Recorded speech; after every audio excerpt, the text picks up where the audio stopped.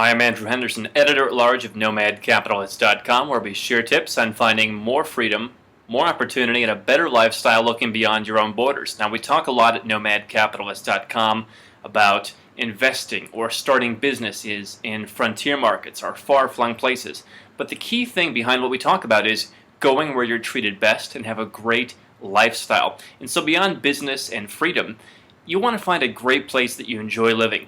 And so we put together a list of the top 5 most livable cities in Southeast Asia.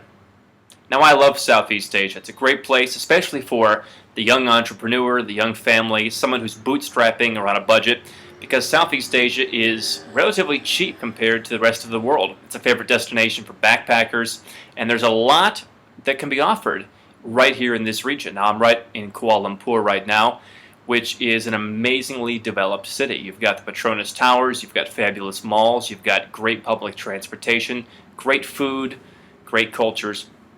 And so there are a lot of great things about living in this region, and a lot of stereotypes that you hear about this part of the world, such as it being third world, just aren't true. You've got great Wi-Fi and great features all throughout the region. So let's begin with number 5, working our way down to number 1 on the top 5 most livable cities here in Southeast Asia.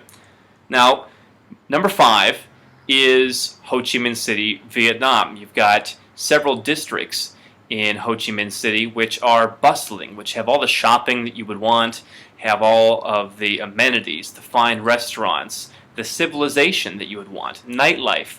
There's a lot going on in Ho Chi Minh City. Districts 1 and 3 offer a lot of amenities to Westerners, a lot of places for you to live the high life. If you have a family and children, districts like District 7 offer a great expat experience for your family. Areas like District 2 are very European, lots of expats there. You've got big villas with swimming pools, and rents are relatively cheap. You can live in a top floor penthouse with several bedrooms for $2,000 or less a month. You can rent your own villa for barely $1,000 or $1,200 a month in parts of the city. And there really is a lot to do. Now, number 4 is Manila, Philippines. A lot of people have disagreed with me on the fact that Manila really is a great city to live in. They say that Manila is a dump. That's one thing I hear from people no matter where I go, and I believe wholeheartedly that that opinion is just not correct. Now, number 4 is Manila, Philippines. A lot of people out there will tell you that Manila is not a nice place to live. They'll tell you that you should look elsewhere. I liken Manila to a place like Los Angeles, and in many ways they are very similar because you've got so many people in this small area. It's very congested, as are many parts of Southeast Asia. But when you go to Los Angeles, people from Beverly Hills aren't ashamed because places like East Los Angeles or Compton aren't exactly that nice. And so Manila is much the same way. If you're a Westerner, you're going to likely want to live in Makati or Fort Bonifacio, just to the east. These are basically the central business districts. They're where the stock exchange is located, for instance. You've got the fabulous Greenbelt Mall in Makati, which must have 150 restaurants.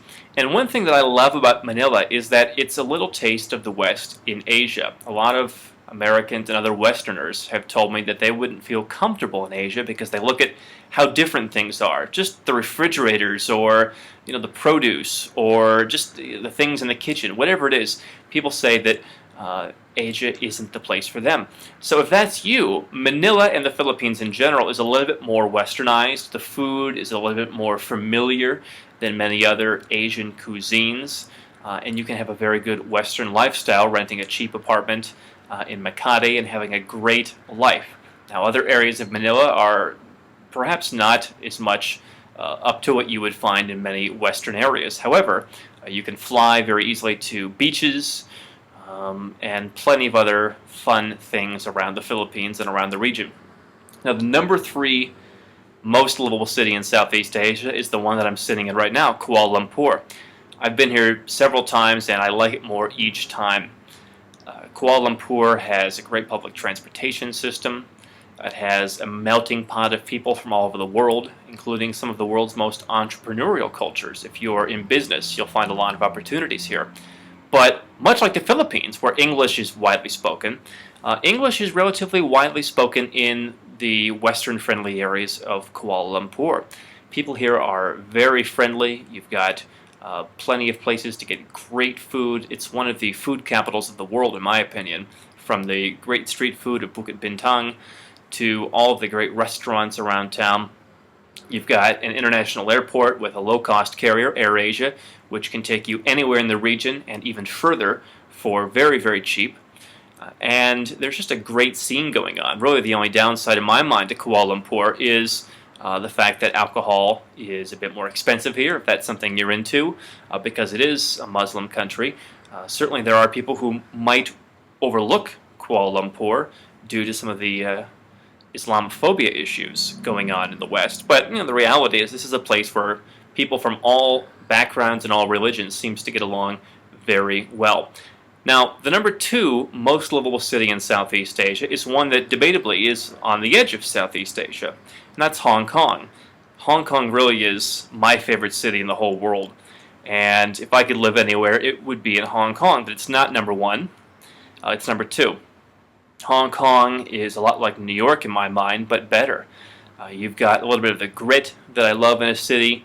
It's a big bustling city with lots of things going on. You've got the water, you've got the mountains, you've got jungle, you've got lots of fun things that you can do, and many people don't realize that there are plenty of green areas, plenty of nice tourist attractions outside of the central area in Hong Kong. You can take a bus or drive and be in these areas relatively quickly. On top of that, Hong Kong is the gateway to China if you're doing business in China, or if you're like me and just enjoy spending time there and enjoying the culture. But on top of that, Hong Kong is obviously one of the most developed places in the world. It is the freest economy in the world for many, many years running now. And yes, it is very expensive, but in many ways you can get some great values. You can eat relatively cheaply. You can be entertained relatively cheaply. And on top of that, if you're looking to get out and you're looking to travel, you've got the world's biggest casino district, just an hour boat ride away. You've got probably the best international airport in the world that you can fly pretty much anywhere non-stop, whether it's London or the United States or other places in Asia. And there's just so much to do there that if you can afford to live in Hong Kong, it's a great place to live. Now, the number 1 most livable city in Southeast Asia is Singapore. Singapore, again, is a very expensive place to live, but it is one of the cleanest, most sterile places that you'll probably find anywhere in the world. If you're single, you might not agree with this number 1 placement, because Singapore is a bit, like I said, more sterile.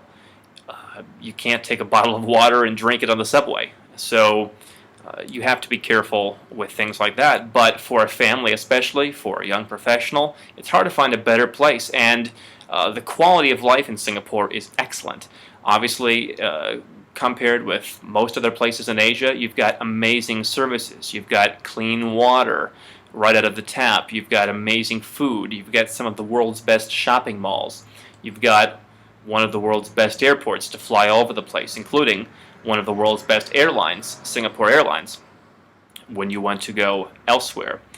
And Singapore is the second freest economy in the world, so you've got access to banking, gold storage, and plenty of things if you are someone of means. Now, obviously, Singapore is difficult to own a car. It's very, very expensive. You have to have special certificate of entitlement in order to do so, but public transportation there is amazing.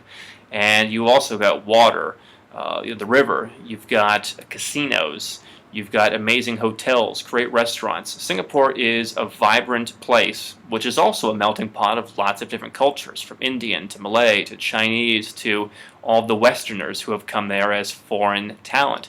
And so, if you're looking for an environment that you can easily adapt to, Singapore is a great place for that. Now, one place that did not make it on our top 5 list is Bangkok, Thailand. Bangkok qualified for the list, And because we were focusing mainly on larger cities, Bangkok probably would have made it into spot number 6 if this wasn't a top 5 list. Personally, I think Bangkok is not as developed or easy to navigate, nor does it offer as many benefits as some of these top 5 cities. I know a lot of expats go to Thailand. Some of them go to the rural north. Some of them go to the beaches. Some of them do go to Bangkok. Personally, I think that the nightlife, the quality of food, the quality of the people, and how nice people are better in these top 5 cities than you would find in Bangkok. I understand people will continue to go to Thailand, but I would consider that you look at these 5 cities if you're looking to live in Southeast Asia. So there you go, a list of the top 5 most livable cities in Southeast Asia. Now you can find more top 5 lists on everything from the best places to bank offshore to countries with the largest budget deficits at nomadcapitalist.com, as well as follow my travels around the world and read field reports on living, doing business, and investing all around Asia and the world. Just go to nomadcapitalist.com.